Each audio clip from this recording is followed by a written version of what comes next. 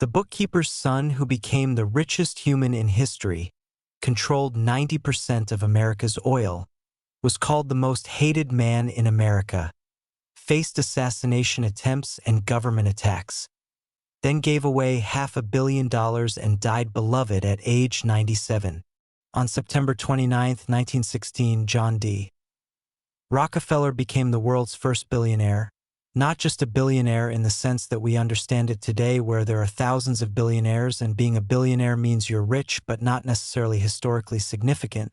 but a billionaire when being a billionaire meant something almost incomprehensible, when the entire United States GDP was only $50 billion and one man personally controlled 2% of the entire American economy, when his wealth adjusted for inflation would be worth approximately $400 billion in today's money, making him roughly 3 times richer than Jeff Bezos or Elon Musk at their peaks. When he was so wealthy that he could have personally funded the entire United States government for almost a year, when he owned 90% of all oil refined in America and could dictate prices and destroy competitors with a single decision, when he was simultaneously the most admired businessman in America for his efficiency and ruthlessness and the most hated man in America for his monopolistic practices and the way he crushed anyone who stood in his way, when cartoonists drew him as an octopus with tentacles strangling the nation, when politicians built entire careers on attacking him, when muckraking journalists wrote best-selling books exposing his business practices, when the United States government literally broke up his company under antitrust laws because it had become too powerful, too dominant, too threatening to democracy itself, and yet this same man, this robber baron who had been vilified and attacked and hated, would spend the last 40 years of his life giving away more than half his fortune, would create modern philanthropy, would fund universities and medical research and public health initiatives that would save millions of lives, would transform his reputation from the most hated capitalist to one of the greatest philanthropists, and would die peacefully in his sleep at age 97. Having lived long enough to see himself go from villain to hero, from the face of corporate greed to the face of charitable giving, and his story, the story of how a bookkeeper's son with no college education and no family connections built the largest fortune in human history, is not just a story about money or business or oil, it's a story about America itself, about capitalism in its purest and most brutal form, about what happens when one person accumulates so much wealth and power that they can shape entire industries and influence governments and change the course of history, and about whether such accumulation is something to be celebrated as the ultimate triumph of free enterprise or condemned as a threat to democracy and fairness, and the answer, like most answers to complicated questions, is probably both. Let me take you back to July 8, 1839, when John Davison Rockefeller was born in Richford, New York, because understanding Rockefeller requires understanding where he came from, and he came from nothing or close to nothing. His father, William Avery Rockefeller, was a con man, literally sold fake cancer cures, traveled around calling himself Dr. Rockefeller even though he had no medical training, was a bigamist who had a second secret family, would disappear for months at a time leaving his wife Eliza and their children with no money, and young John grew up in poverty, moved frequently, never had a stable home, and this childhood shaped everything about him, gave him a deep fear of poverty, a need for control and stability, a determination to never be at the mercy of circumstances the way his mother had been at the mercy of his father's whims, and it also gave him something else, a kind of cold calculation and ability to separate emotion from business decisions, to do what was necessary regardless of how it made him feel or how others judged him, because if you grow up watching your mother struggle while your father cons people, you learn that the world is harsh and survival requires hardness. Rockefeller's formal education ended at age 16, didn't go to college, couldn't afford it, instead went to a commercial college in Cleveland for 3 months to learn bookkeeping. And this turned out to be the most important education he could have received, because bookkeeping taught him to think in numbers, to see business as a system of inputs and outputs, costs and revenues, assets and liabilities, to strip away emotion and sentiment and see reality as it actually was. And when he got his First job at age 16 as an assistant bookkeeper at a produce commission firm in Cleveland,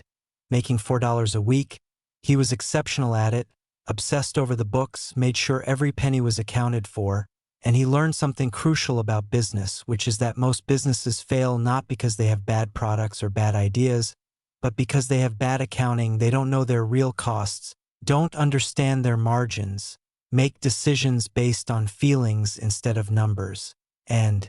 Rockefeller, even at 16, understood numbers better than most experienced businessmen, could look at a set of books and immediately see where money was being wasted, where efficiencies could be gained, where opportunities existed. At age 20, in 1859, Rockefeller started his own business, a produce commission firm with a partner, and he was successful, made money, but produce wasn't going to make anyone rich. The margins were thin, the business was competitive. And then in August 1859, something happened that would change everything. Edwin Drake drilled the first commercial oil well in Titusville, Pennsylvania, and suddenly there was an oil boom. Suddenly everyone was talking about this black liquid that could be refined into kerosene for lamps and was going to replace whale oil and make fortunes. And Rockefeller, who was always analyzing opportunities, always looking for the next big thing, looked at the oil business and saw chaos, saw thousands of small producers drilling wells, saw oil prices fluctuating wildly from $10 a barrel to 10 cents a barrel depending on supply, saw refineries being built everywhere with no coordination, saw waste and inefficiency and disorder, and most people would have seen this chaos and stayed away, would have thought the business was too risky, too unpredictable. But Rockefeller saw opportunity, saw that whoever could bring order to this chaos, whoever could control the refining and distribution of oil, could make a fortune. In 1863, at age 24, Rockefeller invested in his first oil refinery in Cleveland, and from the beginning he approached it differently than anyone else. Most refinery owners were focused on drilling and finding new oil fields, were romantic about the discovery aspect, about striking it rich with a big find, but Rockefeller understood that drilling was gambling, that you could spend a fortune drilling wells that came up dry, and that the real money was in refining, in taking crude oil that other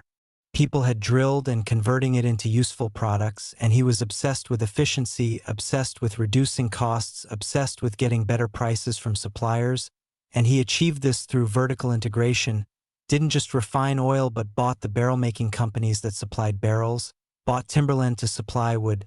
built his own wagons and later his own tank cars for shipping, made his own sulfuric acid for refining, did everything possible to reduce costs and eliminate middlemen, and he negotiated ruthlessly with railroads, demanded and got secret rebates because his volume was so large, and these rebates gave him an enormous advantage over competitors. He could sell refined oil cheaper than they could and still make more profit, could undercut them on price until they went bankrupt. And this is where Rockefeller's story becomes controversial, becomes the story that made him hated, because his business strategy was simple and brutal. Consolidate, consolidate, consolidate, buy out competitors when possible, drive them out of business when necessary, use every advantage of scale and efficiency to make it impossible for smaller refiners to compete. And he did this systematically, methodically, without mercy, and by 1870, when he was 31 years old, he had founded Standard Oil Company, and within a decade Standard Oil controlled 90% of oil refining in the United States, 90%. It was the most dominant monopoly in American history, and Rockefeller achieved this through a combination of genuine efficiency. He really did run better refineries than competitors, really did reduce costs through innovation and scale, but also through practices that were clearly anti-competitive and arguably illegal. The secret railroad rebates that gave him cost advantages that competitors couldn't match. The practice of buying up competitors and then closing their refineries to eliminate capacity and raise prices. The use of price wars where Standard Oil would sell below cost in specific markets to drive local competitors into bankruptcy, and then raise prices once the competition was eliminated. The use of industrial espionage to learn competitors' costs and strategies. The use of dummy companies and shell corporations to hide the extent of Standard Oil's control and make it appear that there was more competition than actually existed. But here's what makes Rockefeller's story more complex than a simple villain narrative. because while his business practices were ruthless and anti-competitive, they also made oil dramatically cheaper for consumers. When Rockefeller started in the oil business in 1863, kerosene cost 58 cents per gallon. By 1890, after Standard Oil had achieved its monopoly, kerosene cost 7 cents per gallon. Prices fell by 88% even as Rockefeller was making enormous profits. And this happened because Rockefeller's efficiencies were real, his refineries really were better designed,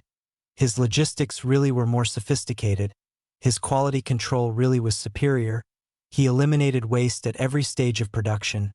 found uses for byproducts that other refiners threw away, pioneered new refining techniques that increased yields, and the scale of his operations allowed for innovations that small refiners couldn't afford. And so there's this paradox where Rockefeller was simultaneously destroying competition and benefiting consumers, was simultaneously concentrating power in ways that threatened democratic values and reducing prices in ways that helped ordinary Americans.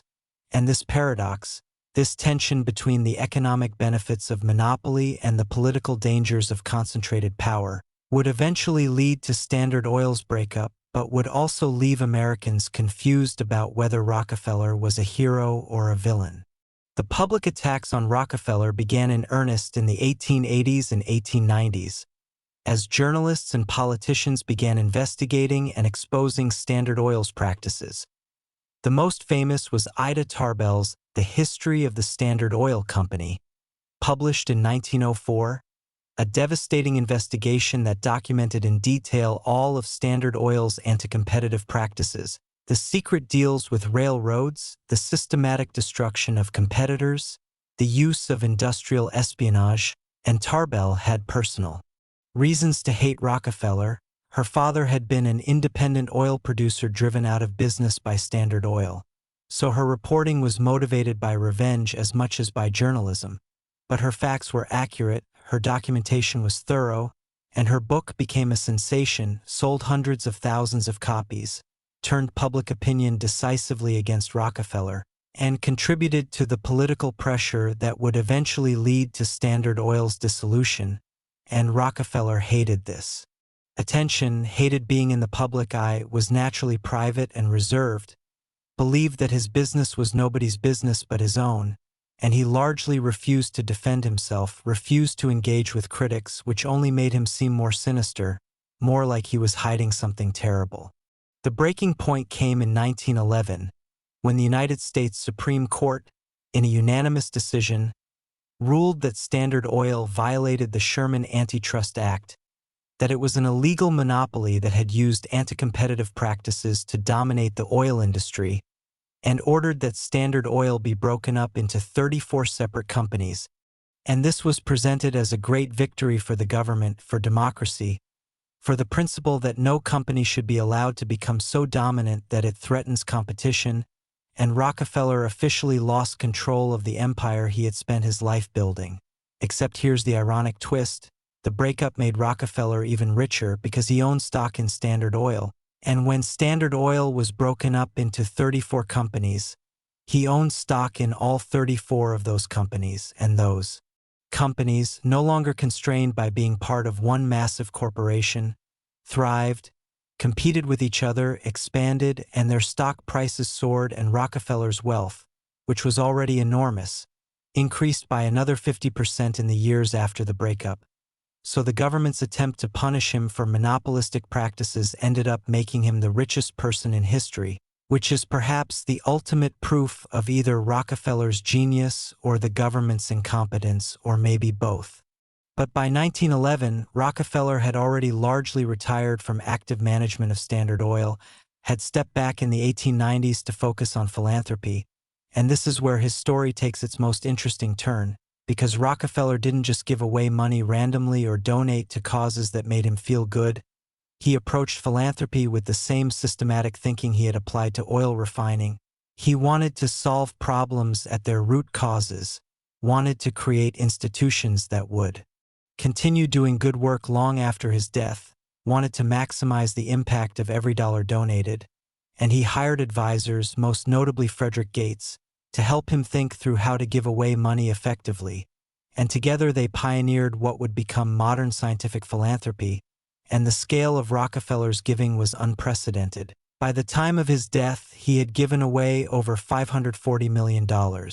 which is approximately $15 billion in today's money, more than half of his total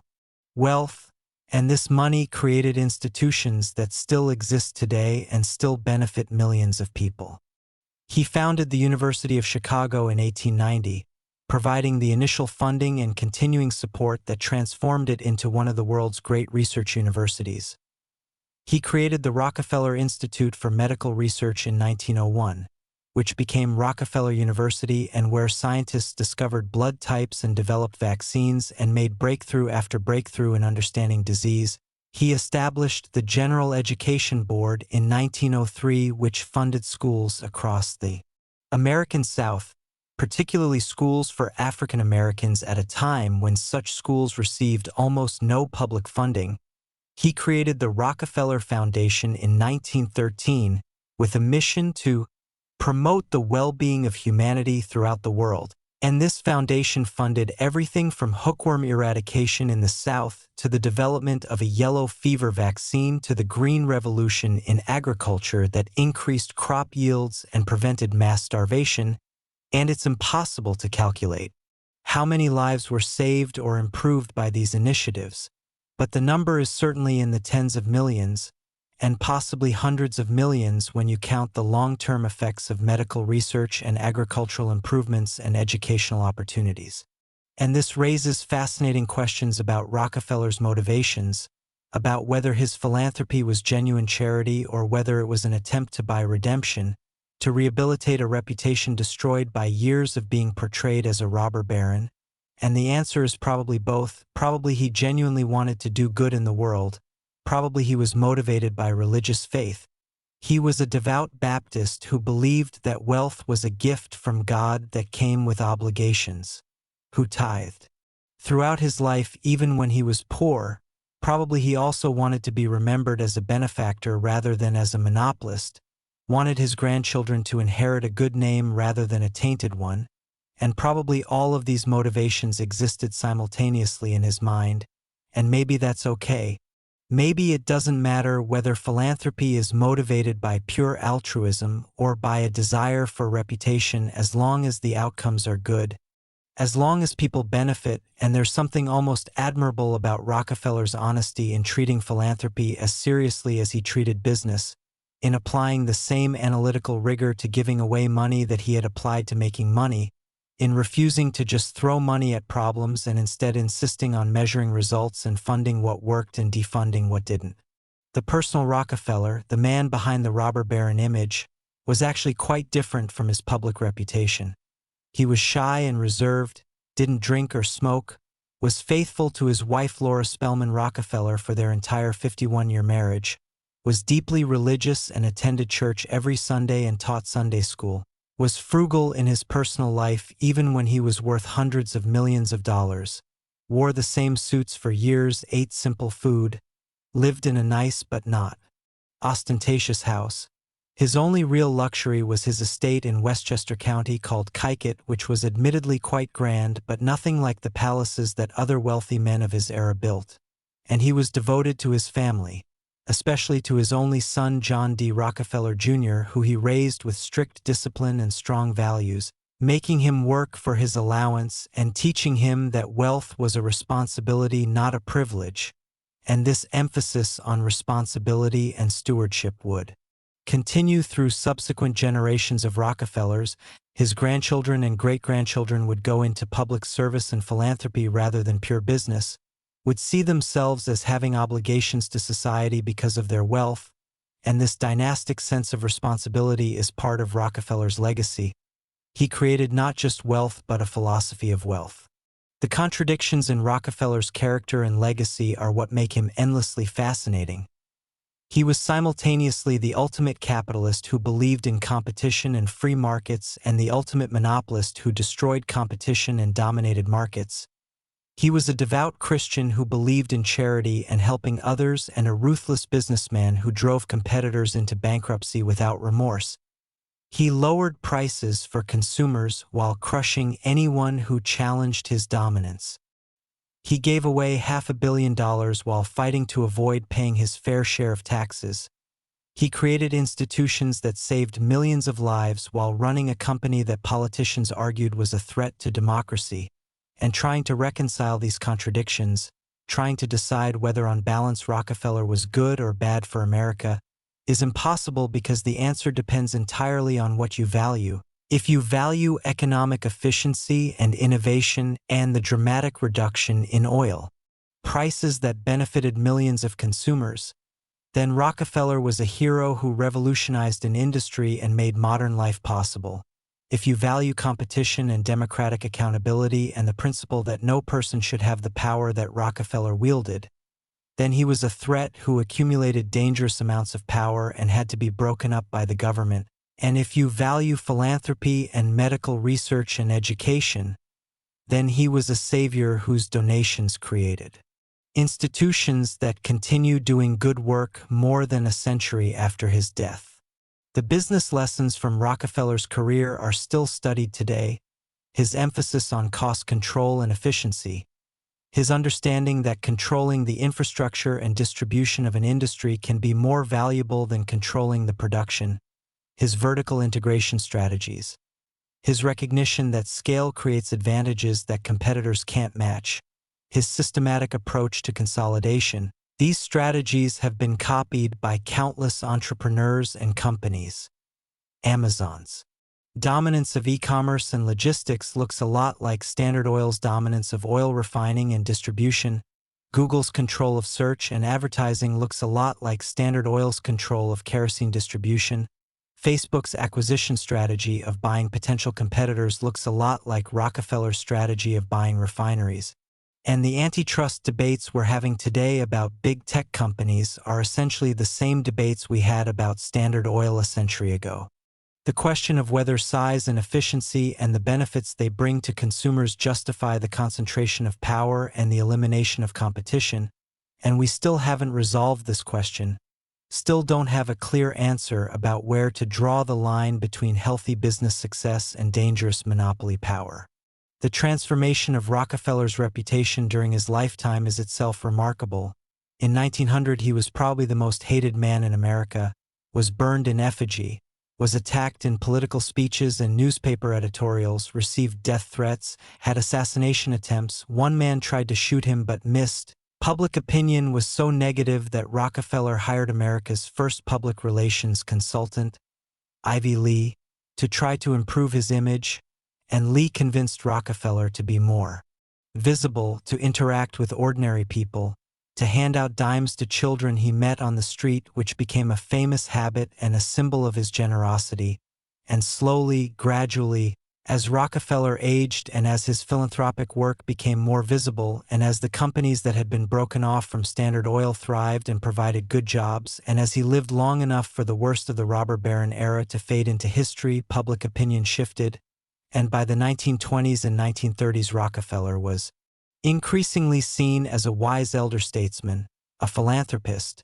a man who had made mistakes in business but was trying to give back. And when he died in 1937 at age 97, the obituaries were largely positive, focused more on his charitable work than on his business practices, called him the greatest philanthropist in history, and the negative aspects of his career were treated as mistakes of a different era rather than as crimes. Rockefeller lived long enough to see his name transform from a synonym for greed to a symbol of philanthropy, lived long enough to see Rockefeller University and Rockefeller Foundation and Rockefeller Center become prestigious institutions, lived long enough to see his son and grandchildren carry on his legacy of giving, lived long enough to outlive most of his critics and most of the journalists who had attacked him, lived long enough to become history rather than current events. And this longevity gave him something that most controversial figures never get, which is the chance to see his reputation rehabilitated, to die beloved rather than hated, to have the last word on his own story simply by surviving until the world's interpretation of that story changed. And whether this rehabilitation was deserved or whether it was just the inevitable softening that comes with age and death and the passage of time is debatable, but it happened, and it's part of why Rockefeller's story is so compelling, because it shows that reputations aren't fixed, that how history judges you can change depending on what aspects of your life people choose to emphasize. The wealth that Rockefeller created didn't disappear after his death. The Rockefeller family remains wealthy today, not as wealthy as John D. was at his peak. The fortune has been divided among many descendants and much of it has been given away, but still wealthy enough to be significant, still wealthy enough that being a Rockefeller means something, means you come from a family with a legacy, and that legacy is itself complicated. The Rockefeller name is associated both with robber baron capitalism and with enlightened philanthropy, with monopolistic business practices and with generous giving, with the accumulation of power and with the responsible use of that power, and this duality, this sense that the Rockefellers represent both the best and worst of American capitalism, has never been fully resolved, and maybe it can't be resolved. Maybe some historical figures are too complex and too contradictory to fit into simple narratives of hero or villain. The comparison to today's tech billionaires is obvious and illuminating. Jeff Bezos and Elon Musk and Mark Zuckerberg are sometimes called the new robber barons, are criticized for accumulating too much wealth and power, for running companies that dominate their industries, for using aggressive tactics against competitors, and they respond much as Rockefeller did, by arguing that their companies provide enormous value to consumers, that their success is based on innovation and efficiency rather than on unfair practices, that they're creating jobs and advancing technology and making the world better, and they're also starting to focus more on philanthropy. Bezos has pledged to give away most of his wealth. Musk claims his companies exist to solve existential problems like climate change. Zuckerberg has pledged 99% of his Facebook shares to charitable causes, and this follows the Rockefeller template exactly: build enormous wealth through dominant companies, face public criticism and antitrust pressure, then pivot to philanthropy to rehabilitate reputation and create a positive legacy. And we don't yet know whether these modern billionaires will be judged as harshly as Rockefeller was in his lifetime, or whether they'll achieve the same kind of reputation transformation that he did. But the pattern is remarkably similar. The question of whether Rockefeller's wealth was earned or stolen is at the heart of debates about capitalism.